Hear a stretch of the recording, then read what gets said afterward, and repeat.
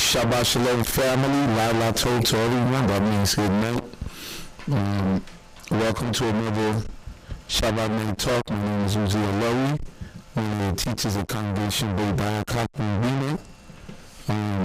Giving glory to the creator of heaven and earth, Jehovah Baal, the God who created us all, the one who allows us to be here, and the one who created us all. We almost say hallelujah.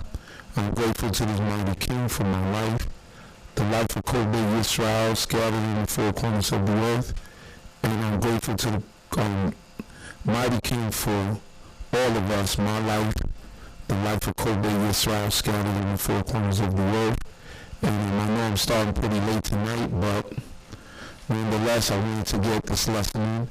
I'm grateful to this mighty King for food, clothing, and shelter, knowledge, wisdom, and understanding, and all the things that he provides for us, even in these the lands of our captivity. I'm thankful to the mighty King for all of you, for the nation of Israel, and for the brothers and sisters who, in the midst of all things, stay strong and praising the Most High King. And that's commendable, and that's to be acknowledged. I'm also thankful to the mighty King for all the things that he provides for us, and he keeps us under his wings, under his protection. So I'm definitely grateful for that. How's everyone feeling out there? I hope that everyone had a great meal, and that the Most High God continue to protect us even in these the lands of our captivity. So I pray to the Most High God that he continue to protect us and guide us and keep us.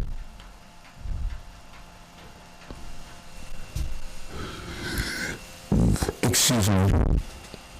I shouldn't have drank that seltzer water before I did this, because I'm going to just keep burping.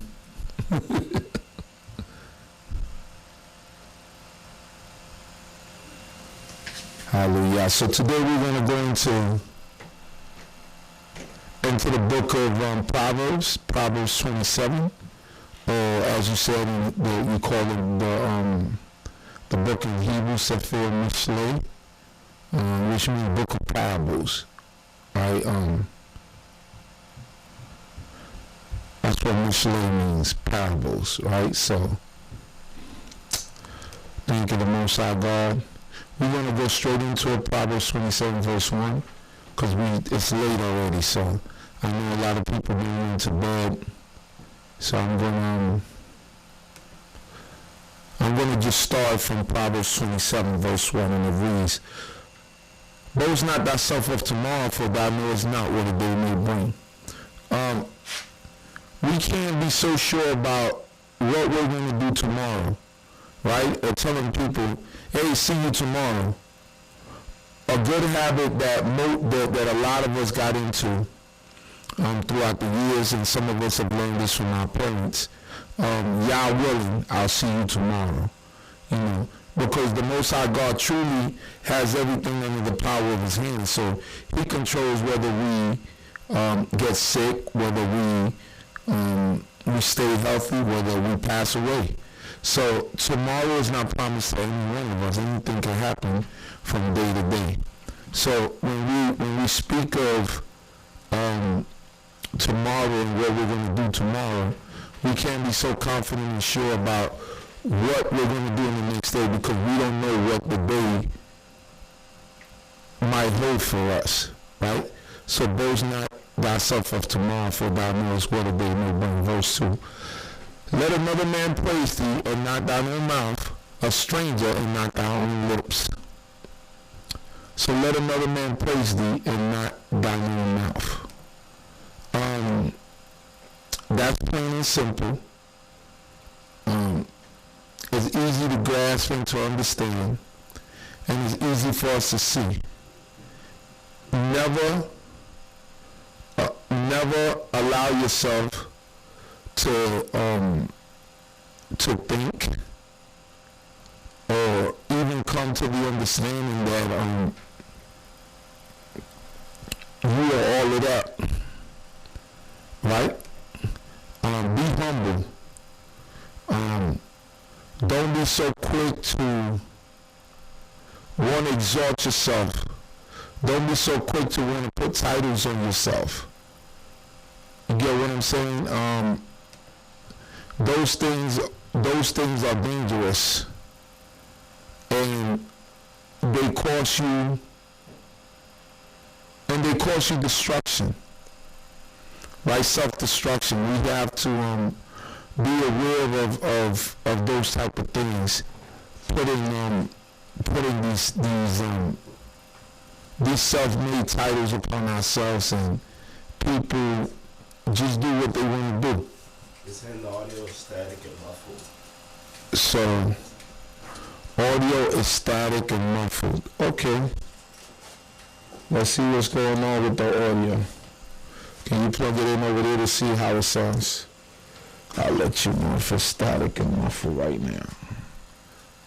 Sorry about that, family. All right. I had it too loud. So now I turned it down, and it should be good now.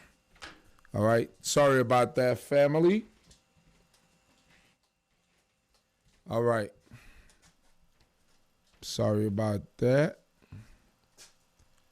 Just give me a second here. So that way, let me take these headphones off because they driving me crazy. I'm hearing myself in double. So everyone should be good now.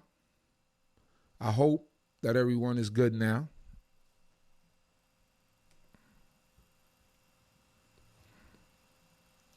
Give me 1 second, family.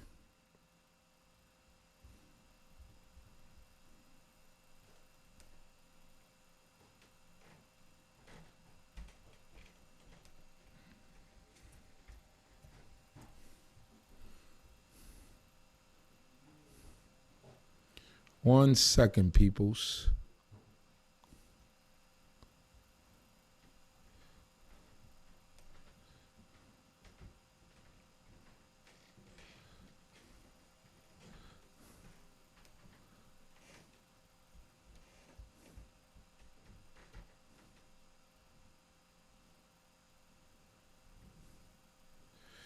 One second, family.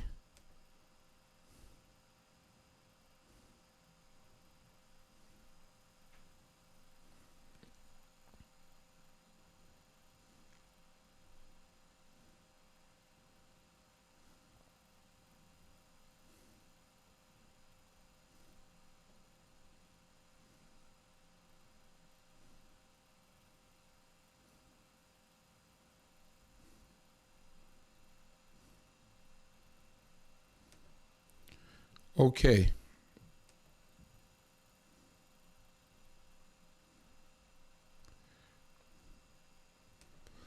Okay, family. So I hope that the audio is better now for everyone out there. Better, clear. Okay.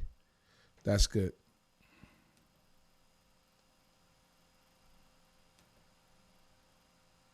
Hallelujah. I'm glad that everybody has clear audio now. So now we're going to take this from the top. We're going to the book of Proverbs, chapter 27, or Mishlei. Name of the book in Hebrew is Mishlei, which means, or Sefer Mishlei, which means book of parables, all right? So it reads, verse 1, boast not thyself of tomorrow, for thou knowest not what a day may bring. So we can't be so quick to say, I see you tomorrow, and I'm planning to do this tomorrow, and this is what we're going to do tomorrow. There's a habit that we learn as children from our parents, and the habit that we learned, or the thing that we learned to say was, God willing.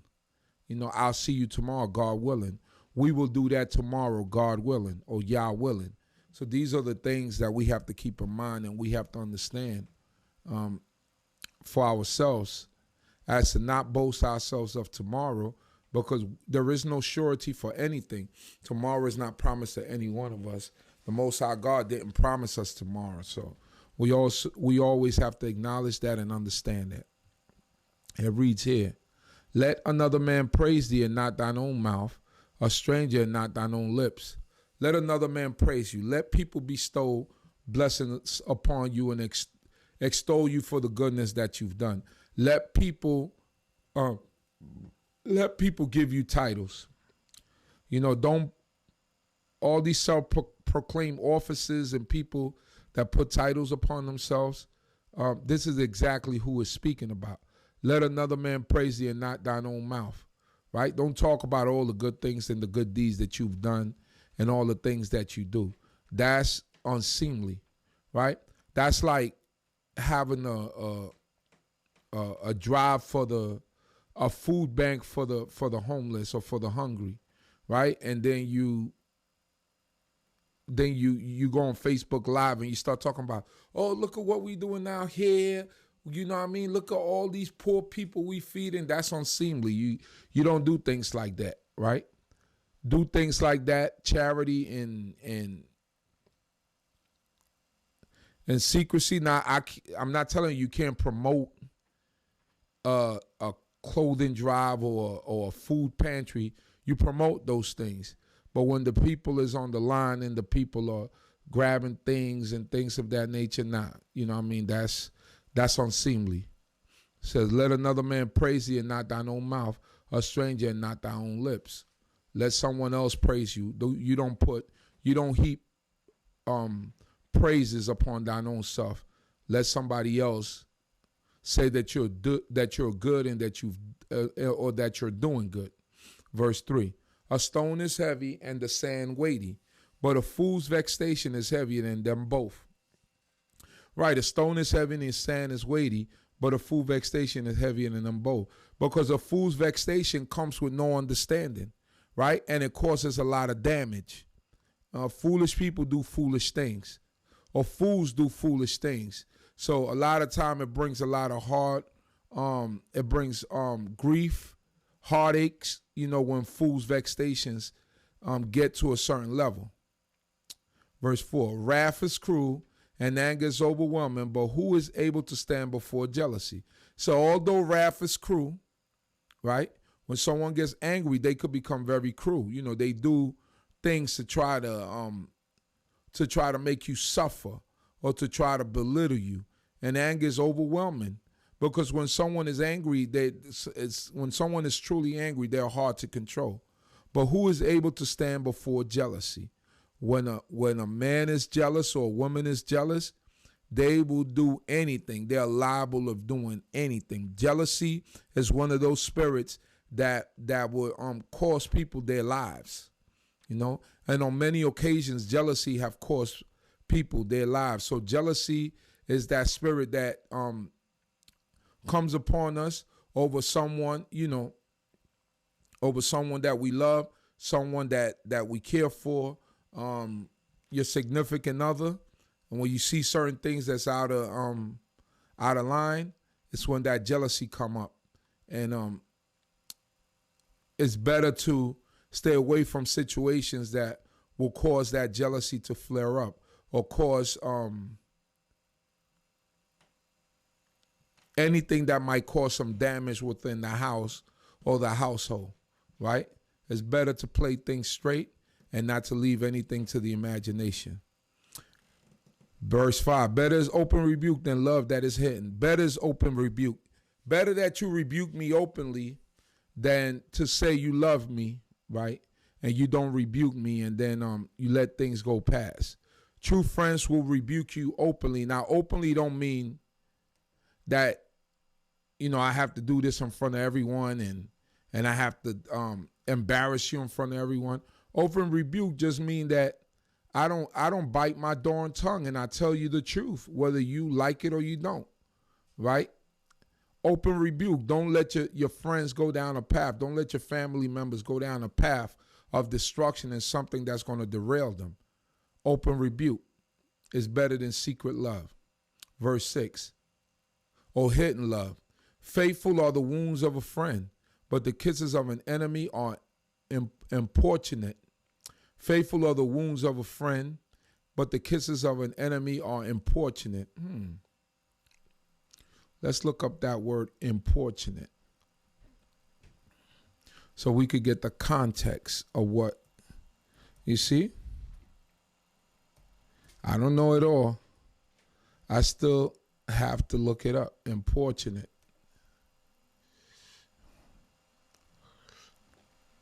Persistent, especially to the point of annoyance or intrusion. Okay, so now we could put it in context. Persistent, especially to the point of annoyance or intrusion. Persistent, insistent, tenacious, persevering, dogged. All right, I get it now.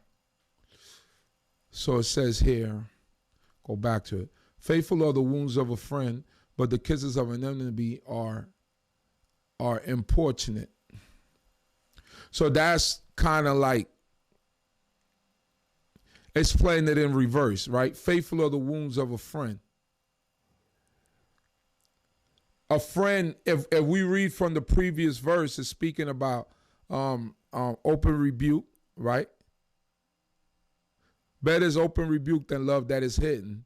Faithful are the wounds of a friend, right? Because a friend, if we take it from the previous verse, a friend a true friend is going to be someone that's going to feel like they're wounding you when they're telling you the truth, right? So he's going to faithfully do that if he's a true friend, not to try to put you down, not so much. A lot of people think that when people tell them certain things that they're just hating or they're trying to put them down. But sometimes a friend has, concern for you. So, faithful are the wounds of a friend, but the kisses of an enemy are importunate, right? So the kisses of an enemy, meaning your enemy is not really kissing you, right? But your enemy is constantly trying to harm you, right? And that is consistent, persistent, it's dogged. It continues, it's continually. If you have an enemy, or if you ever had an enemy, a true enemy, you know what I'm talking about, right? This is what enemies do to each other. The full soul loatheth a honeycomb, but to the hungry soul, every better thing is sweet. So the full soul loatheth a honeycomb. You ever hear the saying, I'm full, but I always leave space for snacks? Or back then, the honeycomb was their sweetness, or they little treat, they little like candy or they little sweet. So it said the full soul loatheth the honeycomb, but the hungry soul, every better thing is sweet, but to the hungry soul, right? So when the person is full, they loathe it. They like, nah, I don't want anything else, not even the sweets. But the hungry soul, every better thing is sweet. So you ever heard the saying, or people say, man, that's the best doing whatever I had. A lot of times that comes from after being starving and being hungry for a long time, right? So it says to the bitter soul, it says, but to the hungry soul, even every better thing is sweet because they're hungry. So even if the stuff tastes bad or is bitter, it's going to be sweet to them because they're hungry, right? It's just like somebody could be giving you vinegar to drink, and you said that's the best darn vinegar I ever had, right? Because you're hungry, your soul is hungry. You're starving, as some people will say. So to them, to the hungry soul, even better thing is sweet. Verse 8, as a bird that wandereth from her nest, so is a man that wandereth from his place. This is very important because a lot of people, they tell you they just worldly, they're not part of any congregation. One thing that I learned from my teachers is every bird must have his nest. Even if you visit, even if you go see people, even if you congregate with different people, you got to have a place where you land. you have to have a place that you call home. None of this stuff about I'm just a national Israelite. Every bird has his nest. Verse 9, ointment and perfume rejoice the heart. So doth the sweetness of a man's friend by a hearty counsel. Just like ointment and perfume, right? You put on your Polo Sport, whatever it is, your Calvin Klein, whatever, right? It makes you feel good because if you look good, you smell good, it brings you joy of heart. You're going to be happy. So doth the sweetness of a man's friend by hearty counsel. It's the same way you feel when your good friend comes and gives you righteous or good counsel. The same way you feel confident and full of joy, right? When you got the ointment, your perfume or your cologne on, right? So it is when somebody gives you sound wisdom and sound advice, sound counsel. It makes the heart joy. Thine own friend and thy father's friend forsake not, neither go into thy brother's house in the day of thy calamity. It says, thine own friend and thy father's friend forsake not. So don't forget about your friends when you hit it rich, when you get blessed, and don't forget your father's friend, because you are an extension of your father. So if your father's no longer here and his old buddies is around, if they're in need of something, look out for them. Forsake not. Don't forsake them. Neither go into thy brother's house in the day of thy calamity. So neither go into your brother's house in the day of your calamity. In other words, as men, as women, you have to learn how to resolve certain issues on your own. Now, if you fall under hardship or if you fall under certain things, then you have to look for those that can help you. Look for your friends and your family that can help you, right? And try to seek help in whatever it is that you need. It says, better is a neighbor that is near than a brother far off. So why? Because the neighbor that is near, you live closer to him than your brother far off, because you all see each other every day. You communicate every day. And we see examples of this in Israel. You got brothers that are not blood brothers, but they're closer than blood brothers because they have the same things in common. They move the same way. They have the same type of understanding. So better is a neighbor that is near than a brother far off, because the neighbor that's near actually understands you better, understands the person that you are at that moment better than your own blood brother. Verse 11, my son, be wise and make my heart glad, that I may answer him that taunteth me. So it said, be wise and make my heart glad. This is a father talking to his son, right? And that's the joy of every parent. When they have a child that's wise and that says wise things and that conducts themselves in a righteous and wise manner. That's the joy of any parent. It says here, verse 12, a prudent man seeth the evil and hideth himself, but the thoughtless pass on and are punished. A prudent man is a man that analyzes everything, right? That is circumspect in the movements of his life.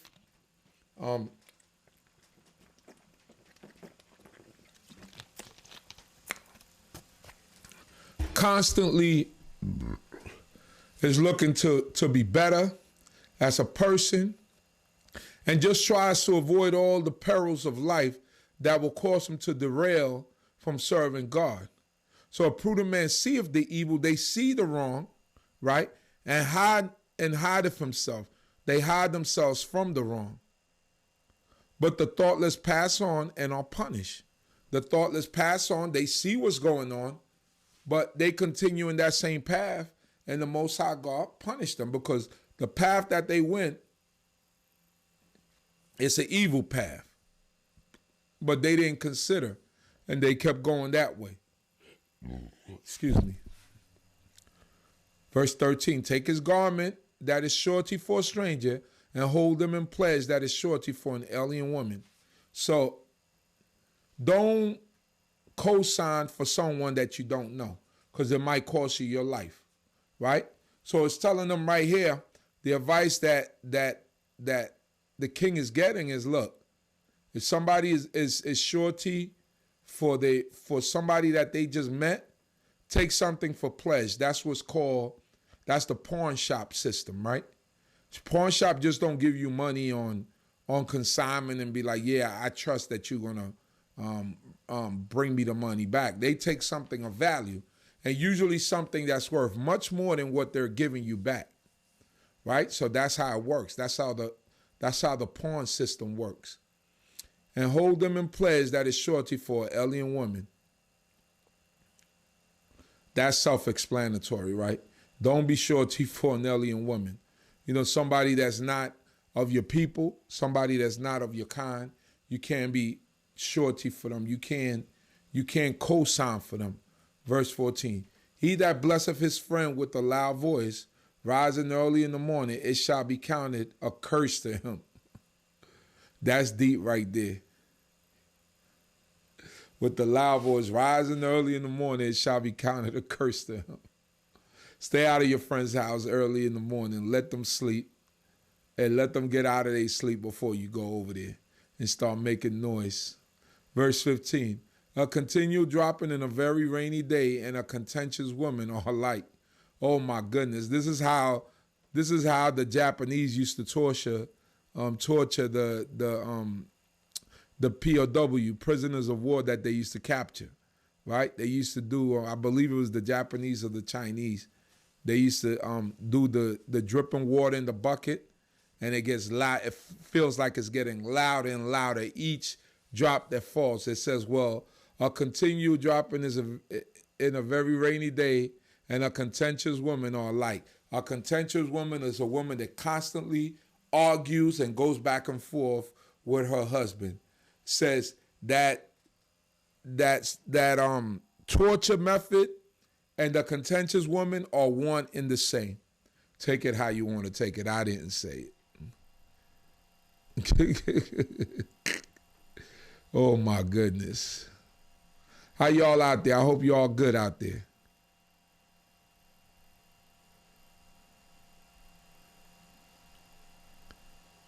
Let me see.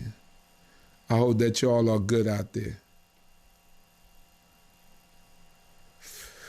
Oh, man. Let's see. Don't forget to like the video. Share it to your different platforms. Don't forget to let people know that we're on. Share it on Facebook, Instagram, all your different platforms that you have. Twitter. Let people know that we're on. If you're new, subscribe to the channel.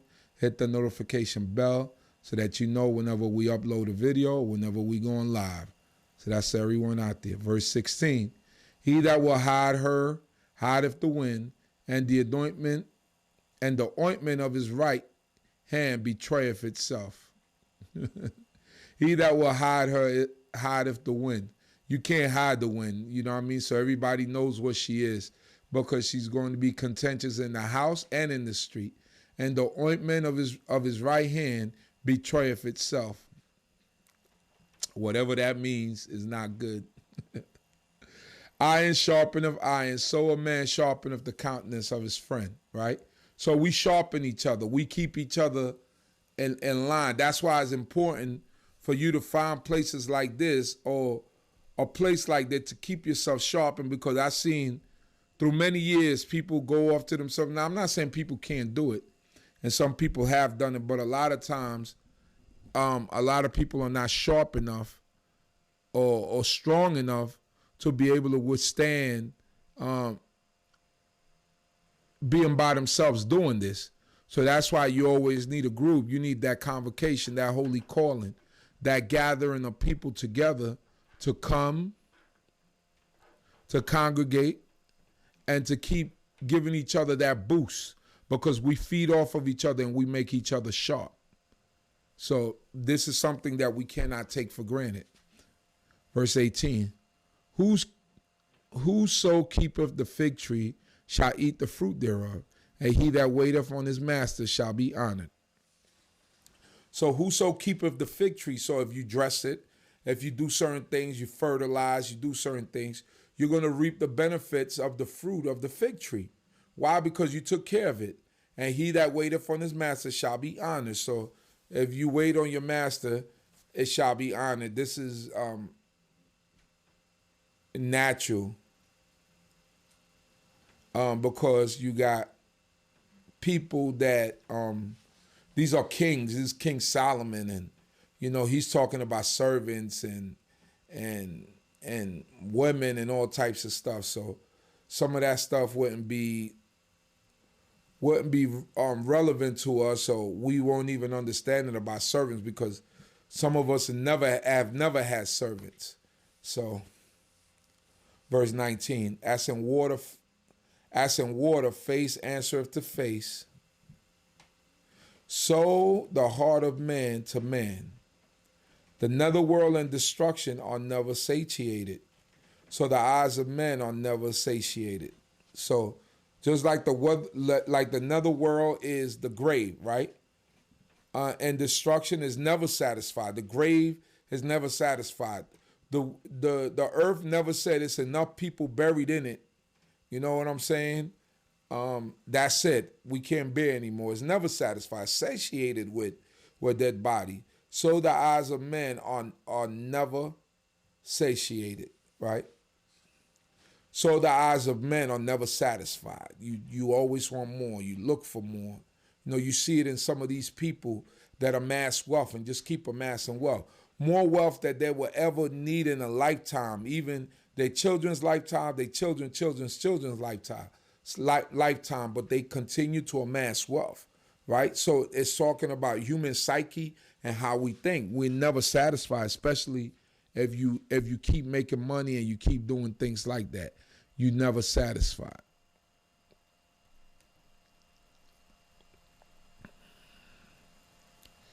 Here we go.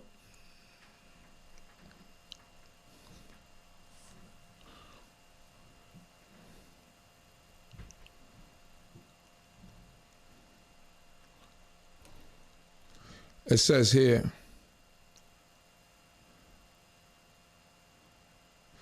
verse 21, the refining pot is for silver and the furnace for gold, and a man is tried by his praise. A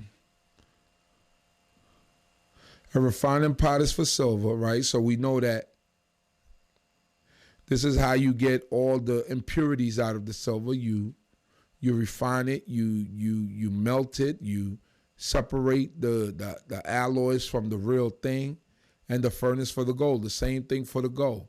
And a man is tried by his praise. A man is tried by his praise. So it is an important thing to come out in praise.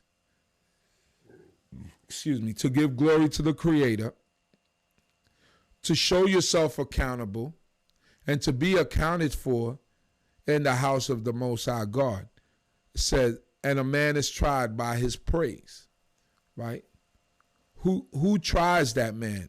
Is the Creator, right? How much you give to him, what you do for him, how you praise him, and how you put forth your spirit to uplift him. That counts for something, right? So works of praise count for something. We have to be aware of these things and we have to understand them. Verse 22. Though thou shouldest bray a fool in a mortar with a pestle among groats, yet will not his foolishness depart from him?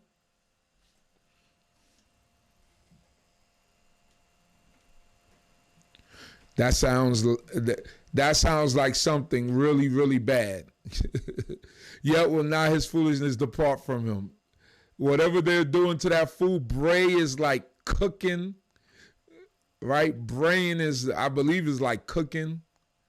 A fool in a mortar with a pestle among groats. I'll leave that for y'all to define. Let's go to the next.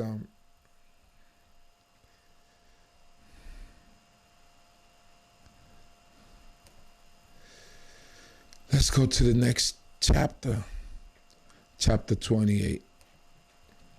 It reads, Proverbs 28, verse 1. See how many verses? I try to get through this one. The wicked flee when no man pursueth, but the righteous are secure as a young lion. So the wicked, obviously, they have no courage. Why? Because God is not with them. They understand that. But the righteous are as secure as a young lion. So, you know, a young lion fears nothing. So the righteous are like that, bold and secure as a young lion. Nothing is going to move them, right? So we have to seek righteousness so that we could be like the young lion, fearless. Verse 2, for the transgression of a land, many are the princes thereof. But by a man of understanding and knowledge, established order shall long continue. So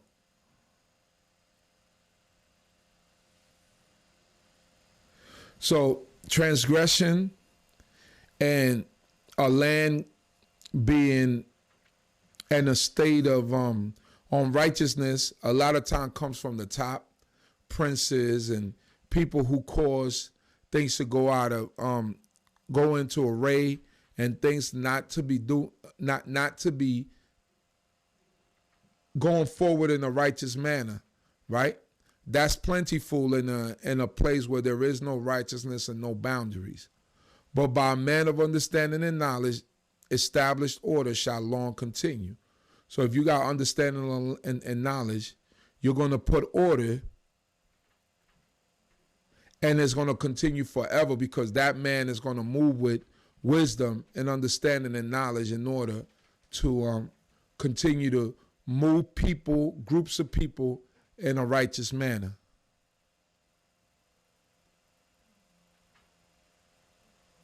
Befesa eretz ravim sareha uv adam mevin yodea kain ya'arik. Okay. Verse 3. A poor man that oppresseth the weak is like a weeping rain, which leaveth no food. A poor man that oppresseth the weak is like a weeping rain, which leaveth no food. Wow, that's deep. Like a sweeping rain, which leaveth no food.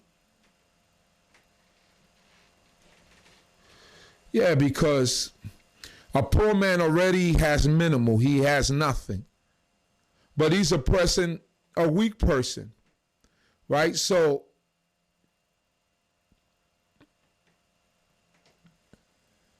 you're going through an oppression of yourself by being poor, right? Or a low state. But yet you're oppressing the weak. You're not in no position to oppress people, right? It's like a sweeping rain which leaveth no food, right? So it's like a sweeping rain. When it comes, it destroys all the crops, right? Like a hurricane destroy crops and all that. And it leaves nothing behind. No food. So therefore, you a poor man, you picking on the weak. The weak person might have been a person that might have been able to help you. But because of that, you might forsake whatever blessing that this person might be able to give you because of the way that you oppress them, right? So you guess nothing. Verse 4, they that forsake the law praise the wicked, but such as keep the law contend with them. So if you forsake the law,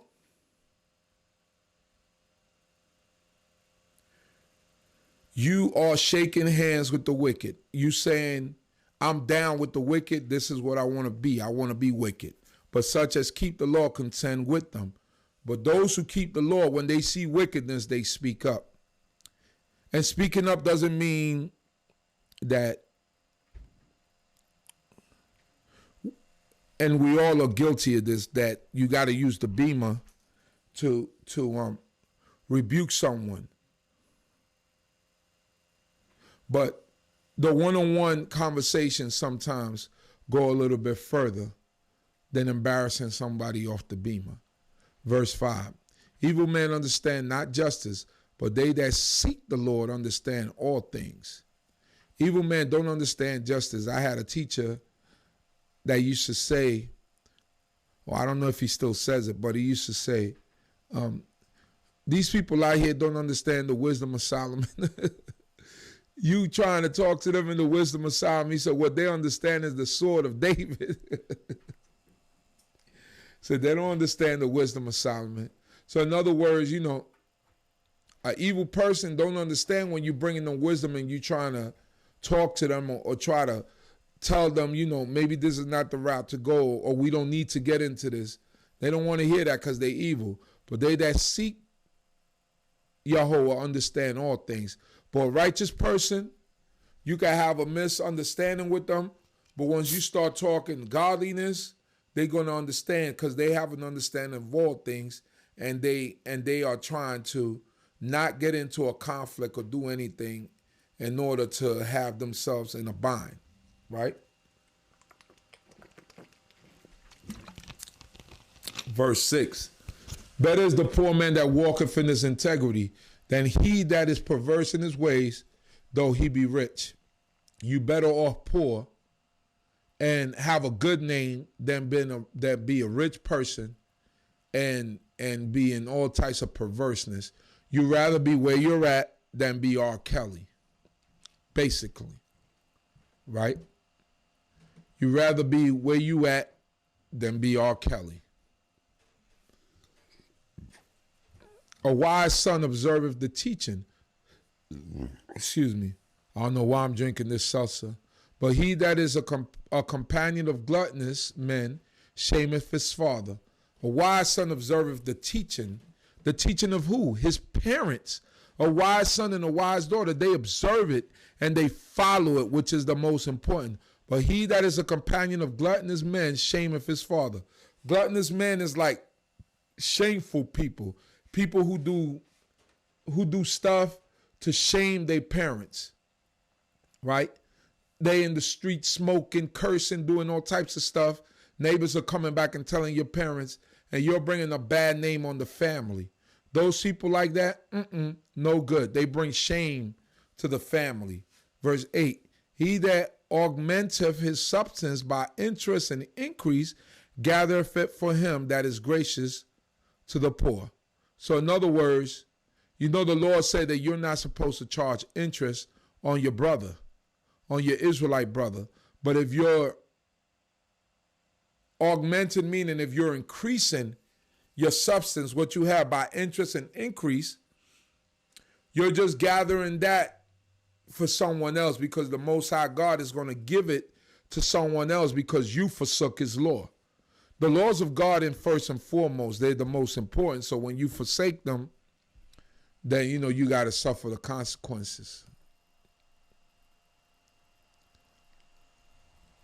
Let me see that.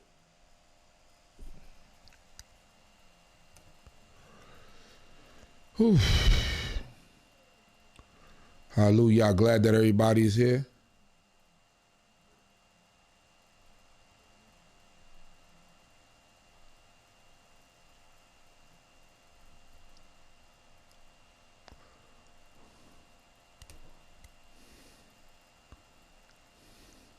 Verse 7, the wise son observeth.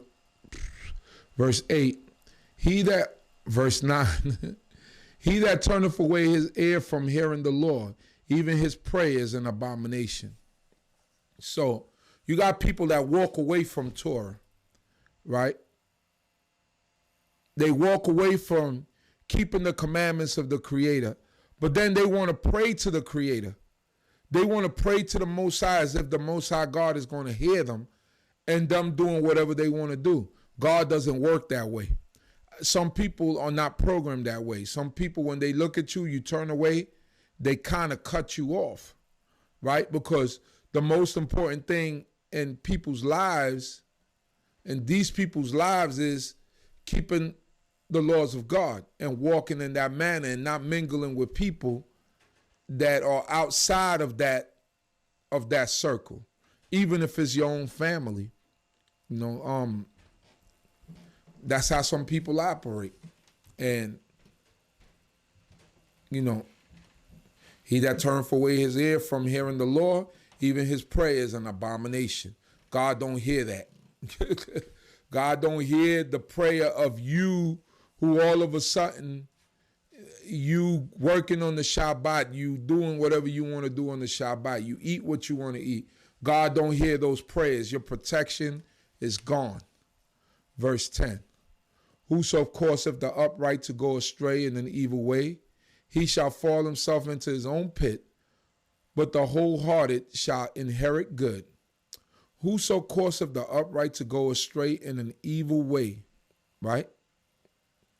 So if you lead upright people to do that which is wrong and evil, good people to do that which is wrong and evil, he shall fall himself into his own pit, but the wholehearted shall inherit good.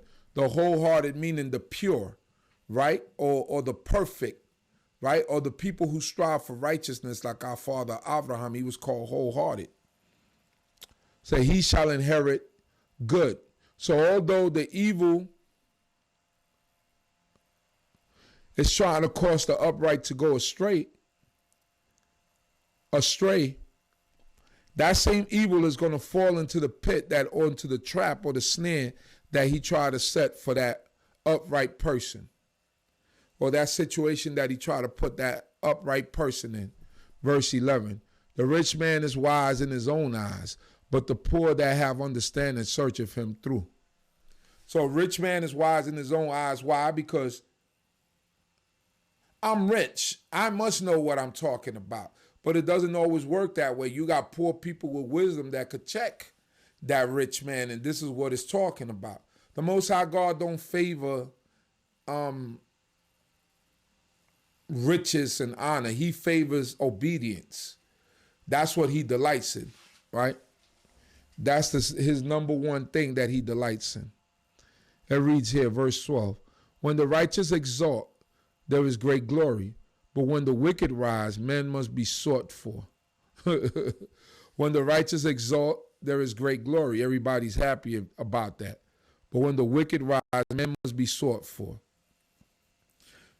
Because nobody is going to praise a wicked person. Nobody's going to be readily looking to praise a wicked person. So they say they got to look for people to uplift and to acknowledge that the wicked has risen, because nobody likes wicked people. It says here, he that covereth his transgression shall not prosper, but whoso confesseth and forsake them shall obtain mercy. Right, because it's about contrition and being honest with yourself. When you do wrong, you admit that you did wrong, right? And you go before God and man, and you confess you're wrong. It says here, happy is the man that feareth always, but he that hardeneth his heart shall fall into evil. Happy is the man that feareth who? The Most High God always, that hasn't broken away from that, the man and the woman. But he that hardeneth his heart shall fall into evil. But you harden your heart from the Most High God, you got an attitude with God, he's going to bring evil into your life. So a lot of people walking around here with gripes and complaints, right? But that's your own self. So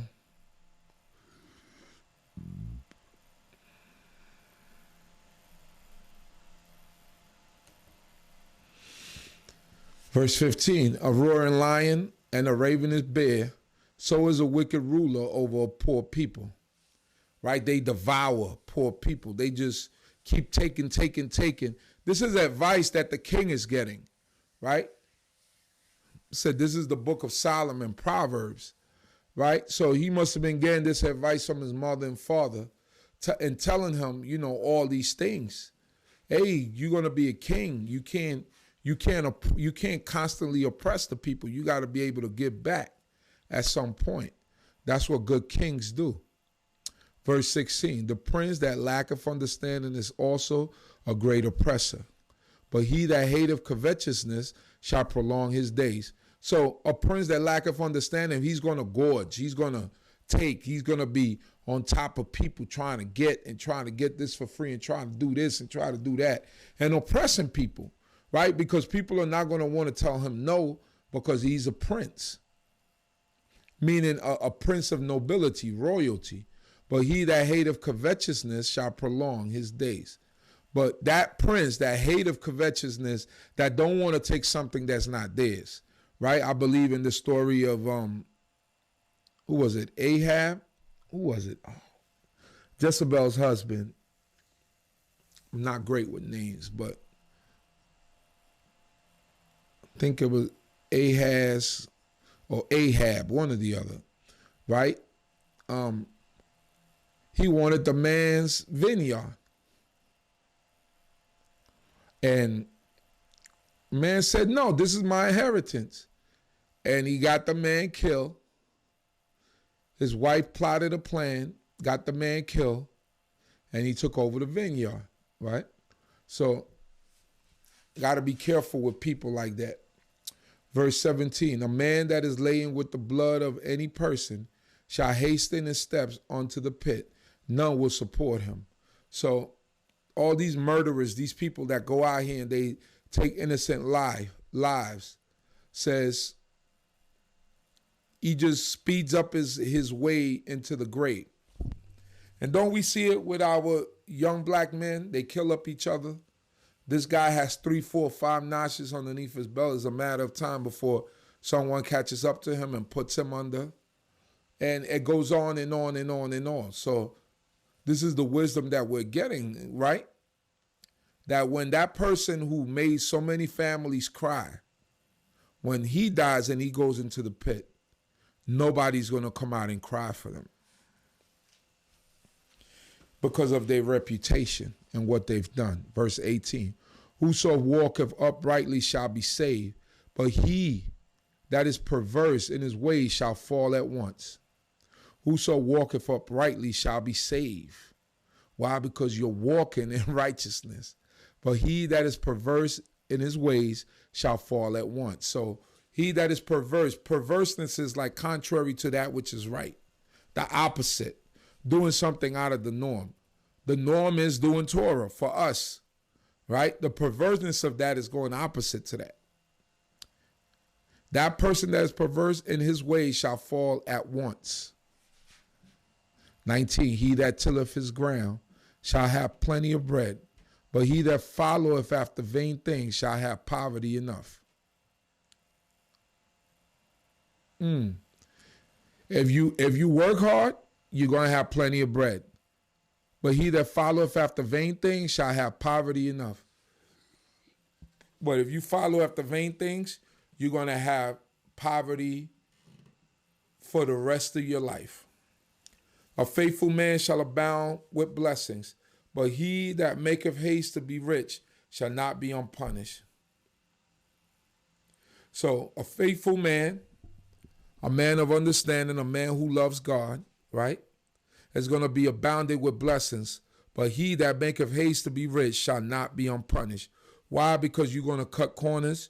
You're going to sacrifice some people along the way and trying to make yourself rich and trying to put yourself in a position to do better. You might cut people's throats on the way up the ladder. All these things happen, right? And you will not go unpunished for some of the tactics that you use in order to become rich.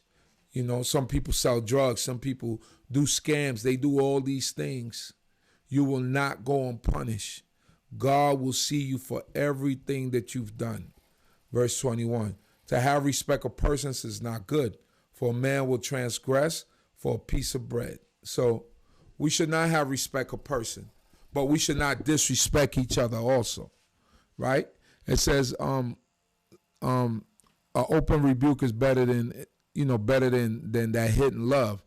But you rebuke a brother, but it don't mean you disrespect them, right?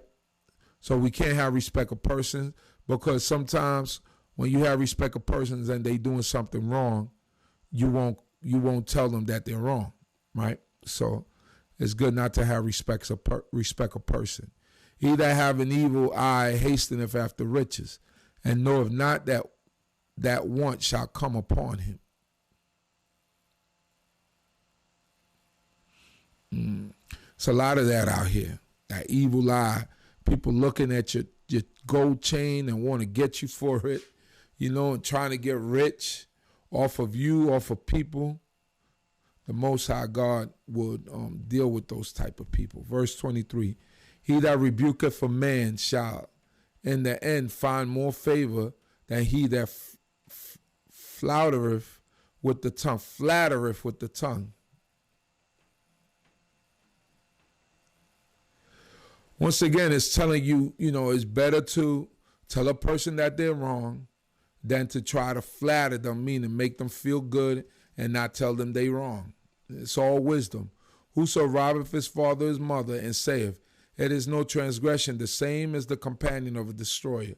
So when you go into your mother and father's purse or your father's wallet, and you take $10, $5, you are a piece of trash.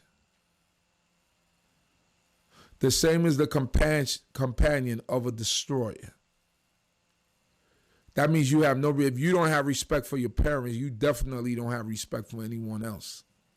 So those are the things that you have to think about. Verse 25, he that is of a greedy spirit stirreth up strife, but he that putteth his trust in Yahweh shall be abundantly gratified. He that is of a greedy spirit stirreth up strife.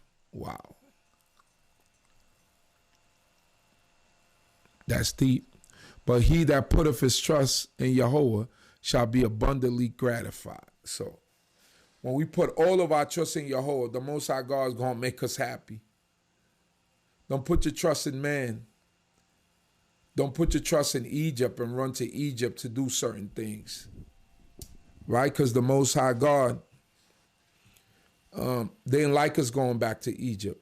He that trusteth his own heart is a fool, but whoso walketh wisely, he shall escape. It says there's safety in counsel, right? So sometimes you can't trust your own mind, your own heart. You have to counsel with someone. You have to find someone that you could confide in that won't tell your business, right? To counsel you in order to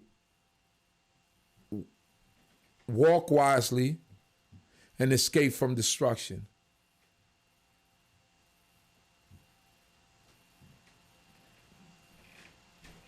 Verse 27, he that giveth unto the poor shall not lack, but he that hideth his eyes shall have many a curse. Like I said, don't amass that money just for yourself. Look out for the poor and the needy, the widow. Look out for all these people. All these people need us to look out for them. Verse 28, when the wicked rise, men hide themselves, but when they perish, the righteous increase. When the wicked rise, men hide themselves. People don't want to be around wicked people. So they retreat to their tents. But when they perish, the righteous increase. But when the wicked perish, righteous increase. And that's all I'm going to do tonight. Thanking the Creator of heaven and earth for this time and this opportunity. I'm thankful to all of you who came on tonight. Thanking the Most High God for all of your lives. Thanking the Creator for all the understanding that He's given us. And I pray that all of you continue to be with us. Tomorrow, once again, 11 a.m. Eastern Time. And that the Most High God will give you a beautiful night's sleep. Don't forget to support us, subscribe to the channel. Like the video, press the like button on the video. And don't forget that we'll be on once again tomorrow, praying that the Creator of heaven and earth be with us all, bless us and protect us, guide us and keep us. With that, I bid to y'all, Shabbat Shalom Aleichem, La La Tov. May the Creator of heaven and earth be with you all and protect you. Hallelujah. Amen.